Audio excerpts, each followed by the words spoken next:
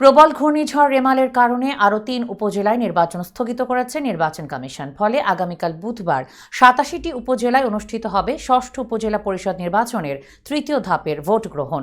নতুন করে স্থগিত করা হয়েছে চাঁদপুরের ফরিদগঞ্জ ও কচুয়া উপজেলা এবং নেত্রকোনার খালিয়াজুড়ি উপজেলার ভোট গ্রহণ। এর আগে গতকাল সোমবার নির্বাচন কমিশন সচিবালয়ের সচিব মোহাম্মদ জাহাঙ্গীর আলম তৃতীয় ধাপের ১৯টি উপজেলার ভোট স্থগিতের কথা জানান। এই ধাপের নির্বাচনে মোট ১০৯টি উপজেলায় ভোট হওয়ার কথা ছিল।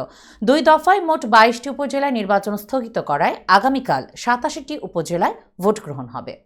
এদিকে জানা গেছে, প্রবল ঘূর্ণিঝড় রেমালের তাণ্ডবে দেশের উপকূলীয় ৬ জেলায় অন্তত ১২ জনের মৃত্যু হয়েছে। এসব জেলা হলো খুলনা, সাতক্ষীরা, বরিশাল, পটুয়াখালী, ভোলা ও চট্টগ্রাম। রোববার থেকে সোমবার সন্ধ্যা ৬:৩০ পর্যন্ত ওই ১২ জনের মৃত্যুর খবর পাওয়া গেছে। ঘূর্ণিঝড় রেমালের তাণ্ডবে তছনছ উপকূলীয় এলাকা, ঘরবাড়ি ভেঙে বিধ্বস্ত জনপদ, ৫ থেকে ৬ ফুট জলোচ্ছ্বাসে বাঁধ ভেঙে তলিয়ে গেছে গ্রামের পর গ্রাম।